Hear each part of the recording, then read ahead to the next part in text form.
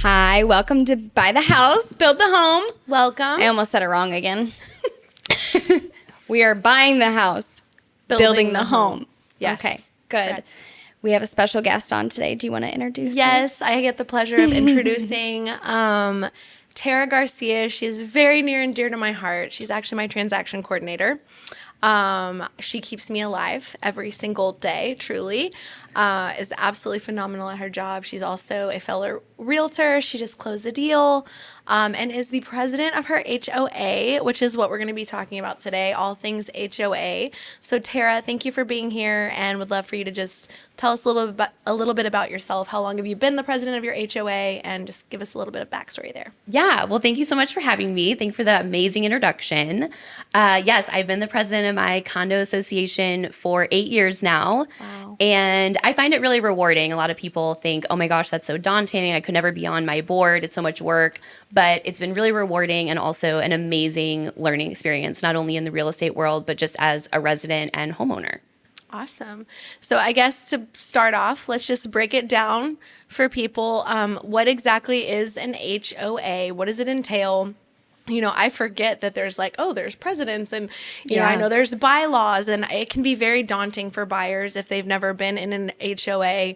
What does that mean? How much do you pay? And I have to explain that it all depends on the HOA. It depends on the property. But just some of the components of an HOA, it's homeowners association. But if you want to just kind of expand a little bit about what they are, what they're in place for, and what are some of the different components. Sure. So it's a common misconception that HOA is just across the board, but actually HOAs are homeowners associations that are specific to condos. And property owners associations, which are POAs, are specific to a community of single-family homes. Yes. Okay. So a lot of people use HOA interchangeably. Yeah. We all call them HOAs, but it's really Right. technically a POA unless it's a condo. Right. And then townhomes could really be, they could go Either either way. way. But both organizations govern the community which they're over. So there's board members, and sometimes if you're in a community of single family homes, you might actually have a builder still in your property owner association. Okay. But we live in a condo, so the one that I'm part of is just homeowners, and it's usually 5 to 7 board members. But everyone that's a homeowner is part of that association, and they are able to vote and have a say in how the money is spent. Is that how people get on the board as well? Is through voting? Or how is the board formed? Yeah, so you have to be a homeowner in the community, and yes, you're voted on. So Okay. it's kind of like an election for any Wow. politician. Look at You you. would put your name in the ring Yeah. for running. I want to be a board member, and people would vote for you. Okay. Wow, that's amazing. 8 years in a row, yeah? Yeah. That's amazing. She's great. I'll tell you what. She's Sometimes great. people think that's just it's because they don't want to do it. So they're like, you can just keep doing it. You're doing such a good job. But I mean, I'm happy to do it. It's a fun responsibility. So as the president, what does your job entail? Are you let's say you have these board members and someone comes to you, I'm assuming, I'm obviously, correct me if I'm wrong. Someone comes to you and says, we want to instate this, you can't paint your house pink. Because this is something I tell my buyers. I'm like, a lot of times HOAs are helpful because it keeps your neighbors in check, right? Right. Yeah. So your neighbor's not going to paint their house pink. They're probably not going to be able to park their car in the grass, which Right. nobody wants you to do that anyways. So it's just kind of keeping, some of them can be very strict though. So what all are you, as the president, what are you the one, the final say on things that get brought to your attention that are problems, or kind of how does that work? Yeah, so lots of answers to all those questions. As the president, I really have the same power as any board member. Okay. So, I mean, I guess, run it, quote unquote, as the president, but any board member can bring any issue up. Any homeowner can bring any issue to the board if they have a problem or a question or a project they want to propose. I got on the board because my community didn't have a dog bag station.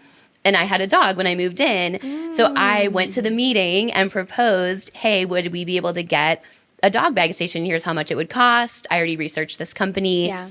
And so that's how I ended up getting into kind of the board we like her. room. Yes, and somebody approached me when elections came up, and they were like, hey, we think you would be great. Yeah. So I'm sorry, what was your first question that you... Oh, no, it was just your role as a president. Oh, that's right. Yeah. So it's also important to know that the board is also in partnership with the management company. Okay.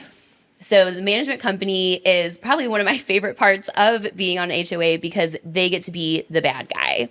There's no neighbor to neighbor conflict because I don't have to go to my neighbor and say, hey, you're doing something in violation, and then have that awkward relationship or communication with them moving forward because we're neighbors.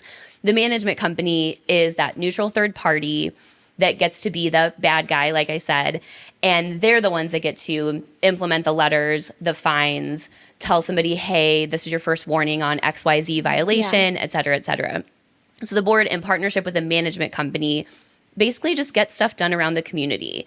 So if there's something that's broken, something that needs maintenance, really anything pertaining to that community or subdivision, the board and the management company make the decisions, and the management company is the one that gets it done. So they go out and get bids for projects.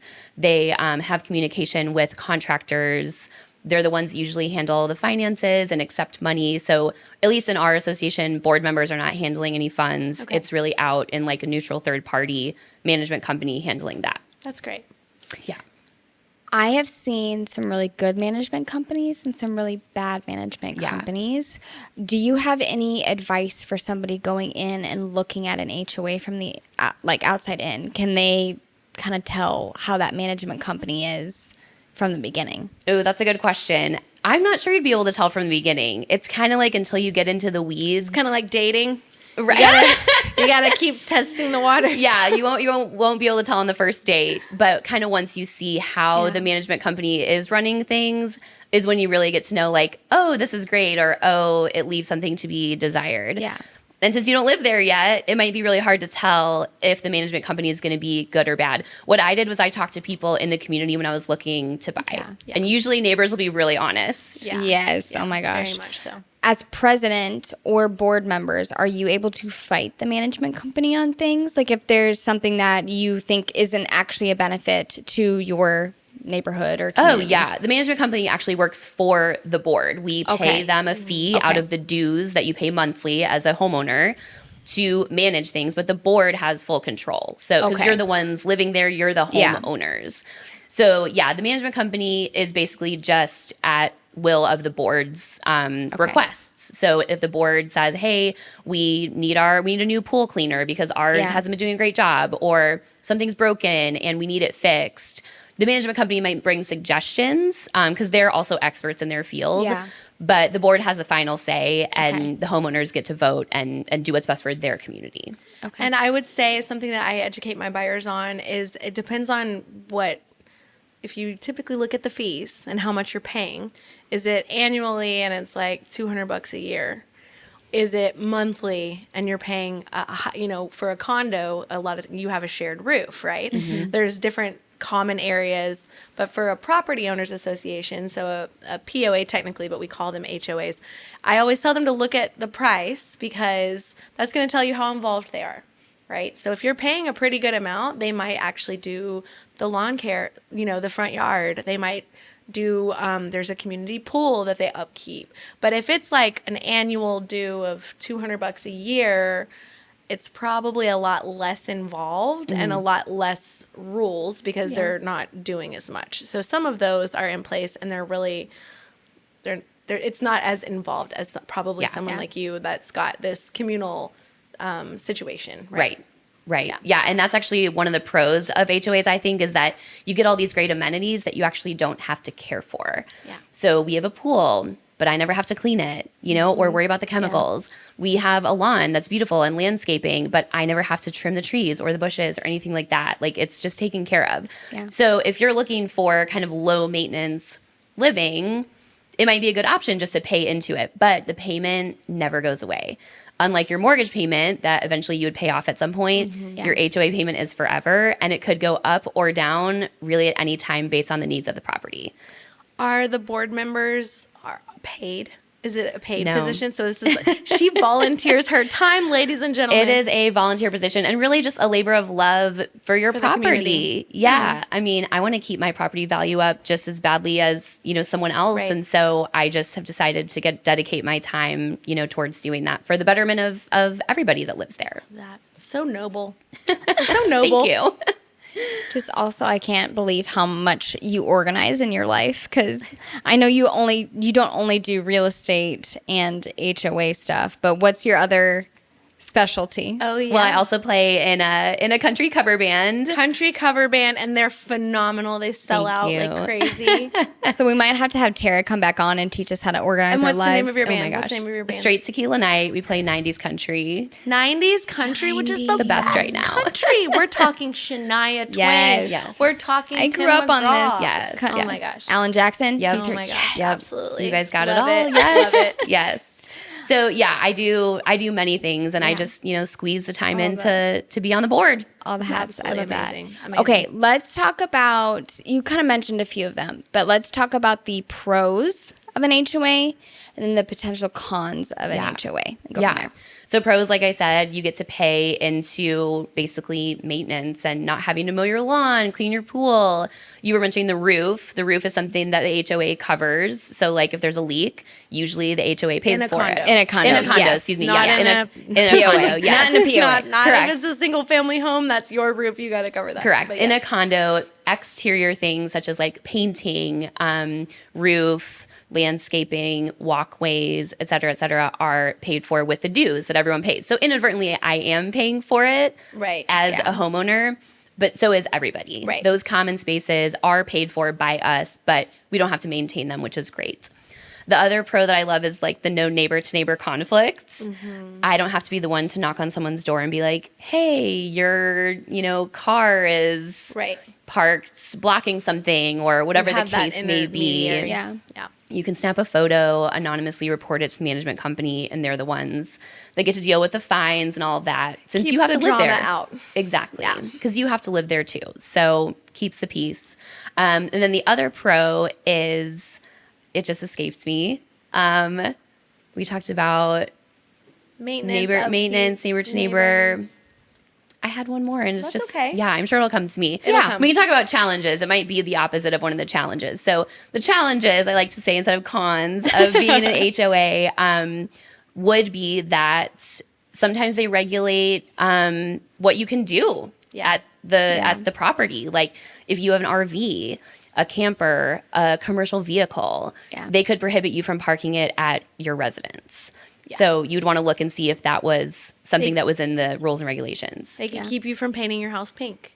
Yes. If you I really don't want, mind if that you want one, a pink but house, someday. but they can be very strict. It's that's why a lot of buyers are like, I don't really want to mess with it sometimes because they can be like, it's my house. They're telling me what to do, but it can also help.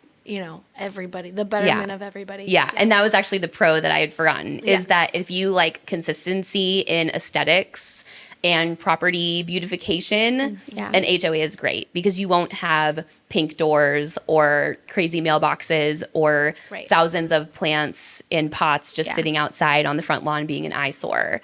Yeah. So on the contrary to that, if you are somebody that really wants a designer door or wants to do even desert scaping sometimes could be not allowed if you're into desert scaping, but your HOA allows you to only have sod. Yeah. That could be a detriment to what you're envisioning your house being. Yeah.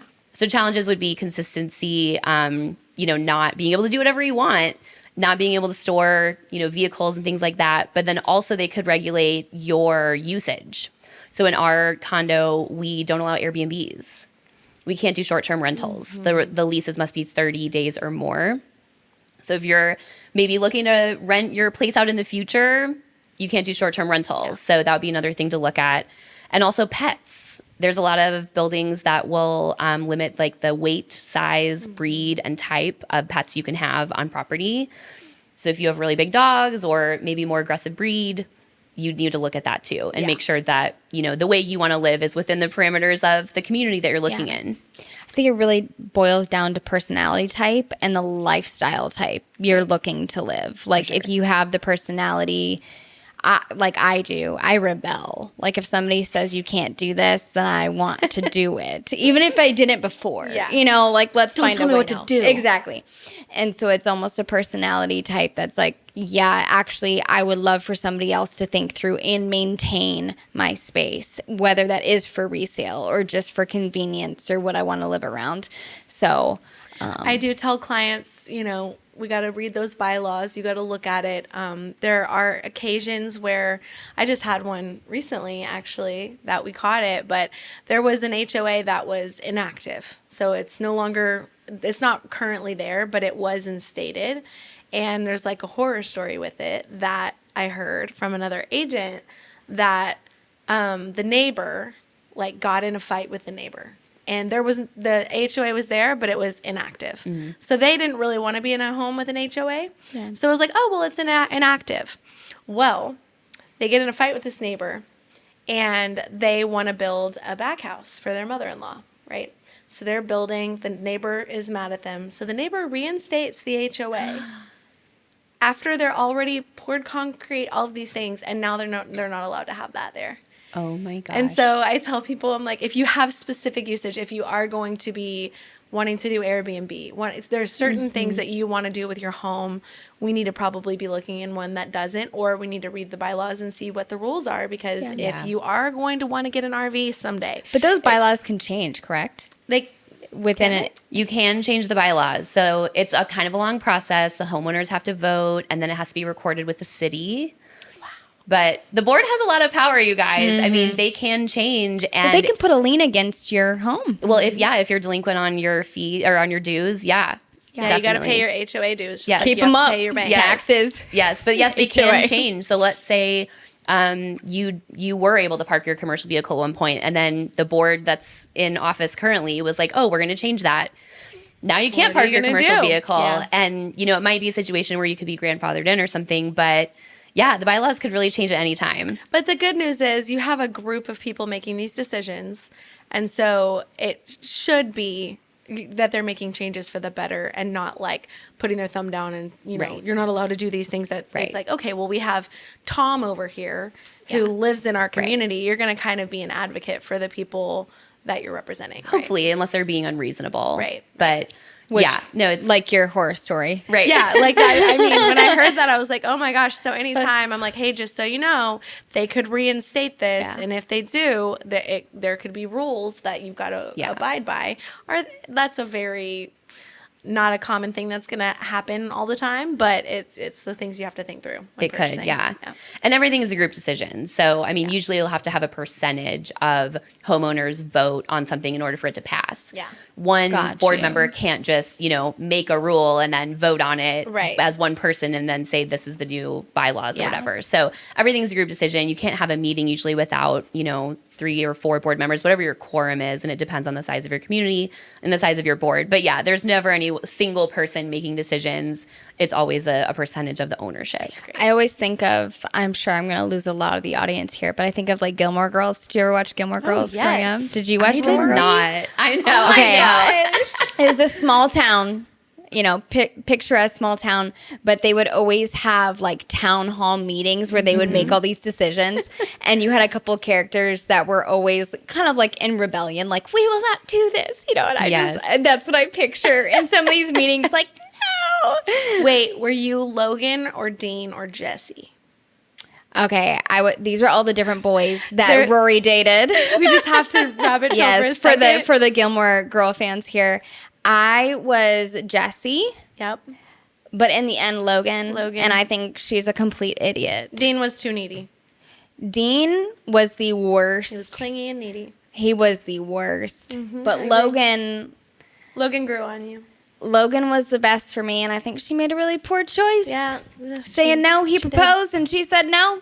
Oh my gosh. Anyway, maybe I need to go back and watch. You need to go back and watch. Don't watch the not the new one. Watch the start in season 1 and just watch it. They did was it 4 seasons? Yeah, it was they tried to re-up it. They came back 20 years later. It was tried to pick it up. So terrible. It was so terrible. It was not helpful. Anyways, not important. Back to HOAs. I'm sure whatever you're envisioning about the town hall is meeting, kind of just a little bit of a dramatization of what actually happened. Yes. So you have the right idea. It's like government, like city council meetings. It really is like a mini government for your neighborhood. Yeah. That's the perfect way to explain it. Yes. And attending the meetings really is beneficial. A lot of people are like, oh, I don't have time or it's boring or whatever. But I mean, if you really want to know what's going on in your community, like what projects are coming up, how's the money being spent? I mean, that's your money.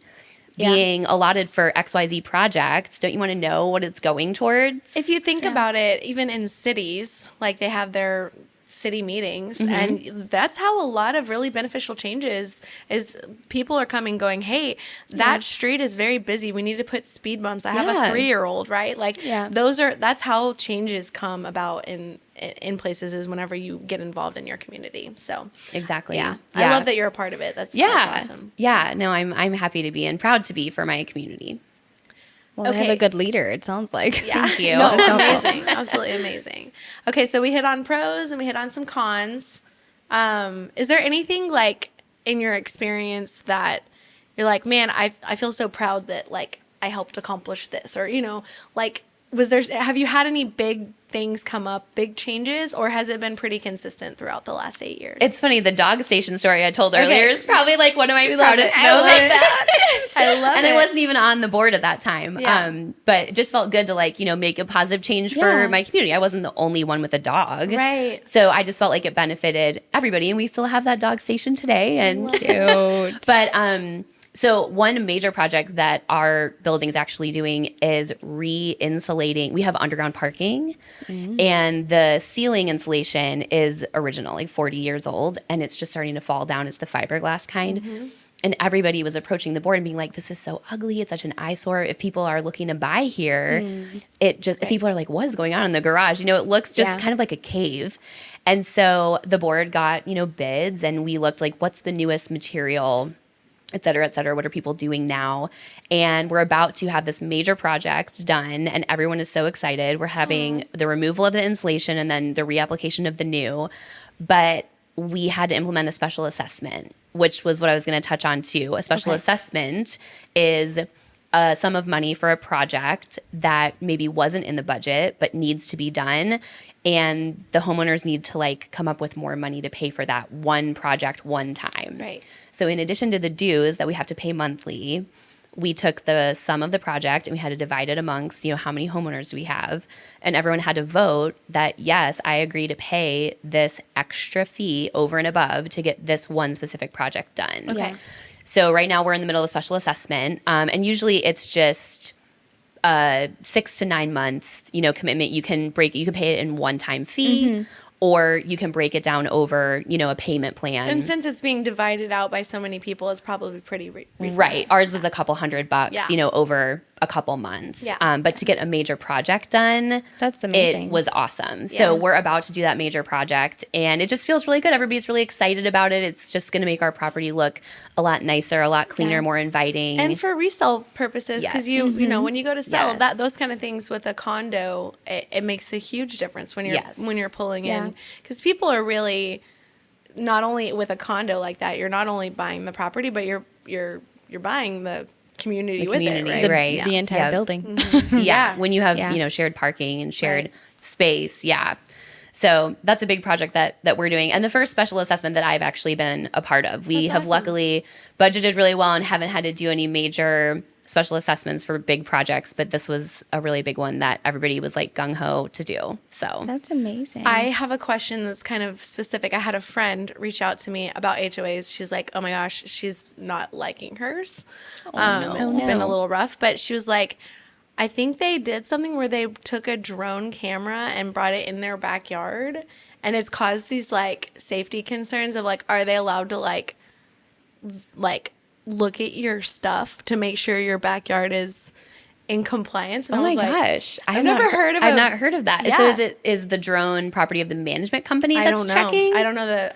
She just brought that up, and I was like, she was like, are HOAs allowed to bring gosh. a camera on? And I was like, How did she find out? Do you know? They saw it flying around, and she was like, I don't want this drone in my backyard. And she reached out, and the HOA company was like, oh, it's how we keep compliance. And she was like, oh. So it was just the whole thing. Interesting. Oh my gosh, is that the future of management companies? I don't know. That is tell you. very interesting.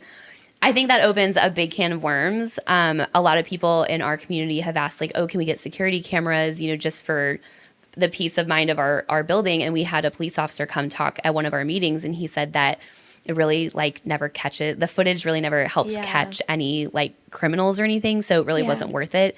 And the privacy laws, right? Who then is in control of that security footage? Is it the management company? Is it the board? I don't want that responsibility. Right. So we ended up not doing it. But I know several people have asked, like, oh, it'd be nice to have cameras, maybe to deter car, break-ins or whatever. But I never thought about it in a management company setting. Well, and that's in a that. POA too, correct? Yeah. So it's like, wow. The whole security camera thing, it has brought a lot of challenges to real estate. Like the Ring doorbell systems that came in, because there was this one where the sellers left their Ring camera and the buyers moved in. They lived there for 6 months. They're in the kitchen talking about, like, we're going to renovate. We hate these cabinets, whatever. All of a sudden, so the seller has had access to their system for 6 months and talks back to them and is like, we redid that kitchen. It doesn't need to be, So they realize they've basically been spied on for 6 months.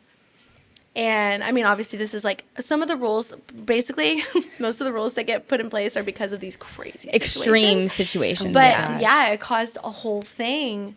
And like when you're doing showings and there's a Ring system, like the seller can hear. Yeah, I love all Wow. the memes that are like, do not say one thing. Yes. I had one like, they really want to keep our swing set. So just reach out and let them know that they can keep the swing set. I'm like, how do you know that? Oh, they were listening. And so you have to be careful what you say when you're doing showings. It's crazy. But yeah, the security system thing is a thing. But I've never thought about, with the HOA. She brought that up to me. I was like, oh, I don't know how they police, I could see in a POA, it's obviously a much larger ground to cover where a drone would be really helpful. But that is a little concerning. Like, who is viewing that footage and where is it being stored? And I guess I would tell her, look at the bylaws too of like, what are you allowed to do in your own backyard? Because I feel like a lot of HOAs too they control the whole property, but there's a lot of focus on like curb appeal, things like that from the front or whatever. So to look at those bylaws and see, I would not do well. Ooh. I'd find a rock and I'd throw. This is why I don't live in an HOA. Yeah. Shelby's like, I need chickens. Yeah. Don't tell me what to do. I just hopped on a city board and I realized I have a few more chickens than I should. Oh. And I'm like, oh. What's your role? Yeah, Shelby just interviewed to be part of the beautification board. That's amazing. So the whole point is to like beautify the city and for resale value. We were talking about market and all that kind of stuff. But I was like, I need to think that through. I'm gonna think this through. I might be in no violation. board parties at my house. Oh my gosh. You will learn so much. I'm excited about it. I'm excited good for sure. you. But Good yeah, for you. I have a lot of neighbors because we don't live in an HOA here. We have a lot of freedom, which I'm thankful for. But I have a lot of neighbors recently that have just been like, the city's trying to do this and do that. And I'm like, well, I'm hopping on a board, so I'll know more and understand it. Because here's the thing, too. I think a lot of times as citizens, like, we don't understand the full picture. And I'm going to say this as a city, but as an HOA or a POA, I don't think that we always consider all the different reasons why they put something in place. And I think a lot of times it is for the betterment of the community. And we have like a one-off situation where we're like, why can't you just bend it here? Well, if you bend it here, John Smith down the road may bend it way too far and may want to do the house pink and not a really pretty taupe color, whatever that might be. So it'll be interesting to kind of get that inside view of like, okay, why are you doing what you do? And also hopefully be a voice for like, okay, that's probably a good idea. Like, for example, the city that we lived in, they put in new water meters. It was right before we moved into the city, but they put in new water meters and they locked them all. And the only way you could get to your water to turn it off was via the city. Well, then we had that really bad freeze. Do you remember that? Like 3 or 4 years ago now? And pipes were bursting everywhere and nobody could get to their water to turn it off. The city had to come out. Oh my gosh. So after that happened, the city then looked at itself and reevaluated and goes, okay, we're going to allow you to have access to your water because clearly in an emergency situation like this, or if it's a big situation, we weren't able to get to everybody in time.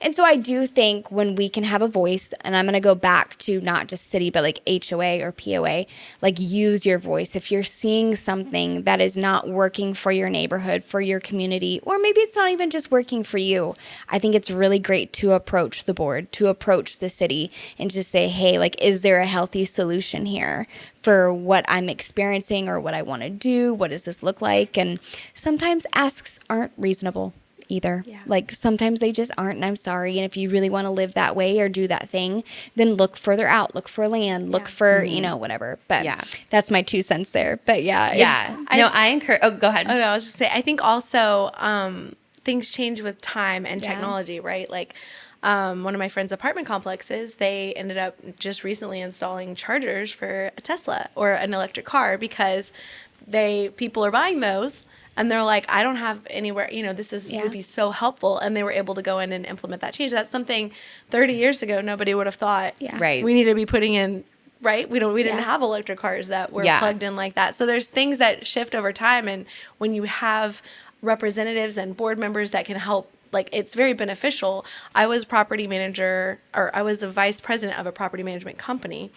And, the tenants that would take the time to send in emails of like, hey, could you do this? Like, we loved hearing those things. Yeah. And we wanted to go in and make it a better space. So it was like, let's put in a dog station or, a pet station or whatever. Like, those things were really beneficial. And I think it's using your voice is really powerful with wherever you are, whether it's just your home in a city, getting involved in communities. It's very powerful because a lot of times it's changes that need to be made anyways. That when it was there at the beginning, it didn't necessarily need to be. So they didn't establish it that way. So. Yeah. No, I always encourage residents to just even attend the meetings. If you don't feel you can devote the time to being on the board, just go to the meetings. Like, we want to hear new ideas. We want to hear what people think could better the community. I mean, like the charger thing or anything. I mean, it's always good to just have more input. Yeah. Agreed. Absolutely. Well, before we wind down, we always like to ask if there's like a horror story or would you? Betty has a few favorite things with this podcast. I like to clap and I like the I love that you do your own sound effects. I do. It's like when she says horror story, it's like my cue. Yes. So we want to hear a horror story that you have. If you have one, and you may not because she's the president. Or sure. I think just in condos in general, one of the biggest challenges is sharing walls. And you mentioned the freeze earlier. Yeah. During the past, I guess, couple of years when we've had several freezes in DFW, we have had several pipes within walls burst. And that becomes a huge mess because you don't know whose unit is responsible until plumbers come and cut into walls to figure out if it was an HOA pipe, meaning that it services more than just one unit, or if it was a single unit pipe, like your toilet, for example. Yeah. So the plumber really has a pretty big say in who is going to pay for that.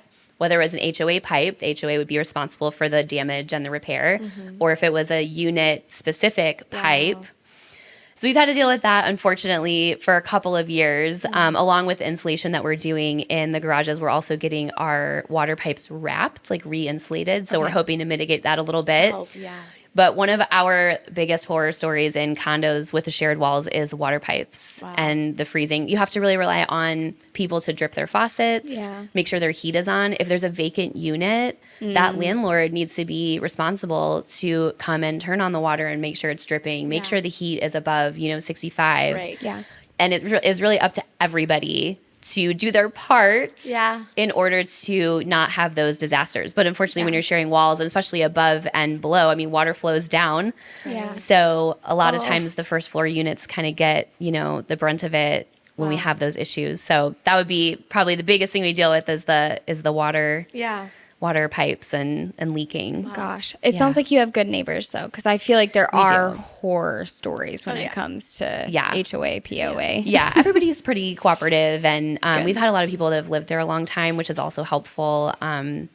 we've had turnover, but we have those people that are like longer term residents, and it's a good mix. And I do love what you said earlier. It's a really good tip. If you're not sure and you're going to buy, talk to your neighbors.